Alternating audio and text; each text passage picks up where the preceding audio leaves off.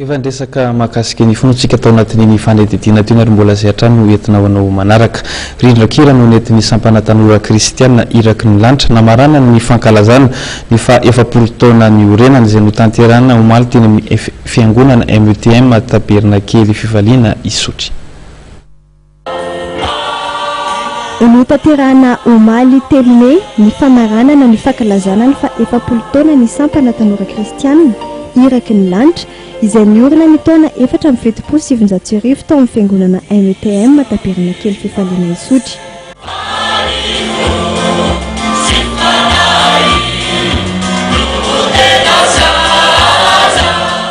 Rindrakira no nentin'izy ireo nananarena izany ary teny faneva no safidiana tamin'ity fankalazana ity ny hoe fa izao kosa dia anatena mandrakarivo ary itombo lalandava ny fiterako anao izay teny notsangaina tao amin'ny boky ny Salamo 7:7-20. Vita soamantsara zany ny fankalazana ny fa efapolo taona ny sampana tanora iraky ny lanitra eto amin'ny fiangonana Tabernakely Fifaliana Isotry. Isaorana voalohany indrindra Andriamanitra ary mena voninahitra satria raha tsy teo ny fitantanany dia tsy vita izany fankalazana amin'ny fa efapolo taona izany ary indrindra ihany koa ny fitantanany ny sampana tanora kristiana nandritra n'izay efapolo taona izay. Isaorana eto ihany koa ny mpanohana rehetra ao anatin'izany ny mpitandrina, ny mpiara-mivavaka, ny mpiangona rehetra ary ny mpikambana ao anatin'ny sampana tanora kristiana. Nasain'ny STK manokana iaraka amin'izy ireo tamin'ity lanona famaranana ny Tonjobily ity moa nitarika ara-pilazantsara ny Korahita.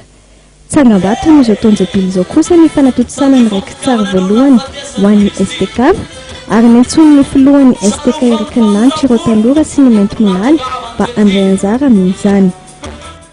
Dia araka ny efa tapaka dia eo am-pikarakarana ny album voalohany ny sampana tanora iraky ny lanitra dia manentana antsika rehetra indrindra isika mainty molala izay efa nandalo tao amin'izany sampana tanora kristiana izany fa amin'ny alahady fa 7 volana jiona izao nanaovantsika ny tournage voalohany ho an'ny izany album izany koa dia manentana antsika rehetra anatevin-darina ary ho tonga ho raketina tsara amin'izany hira izay nanaovantsika tournage izany.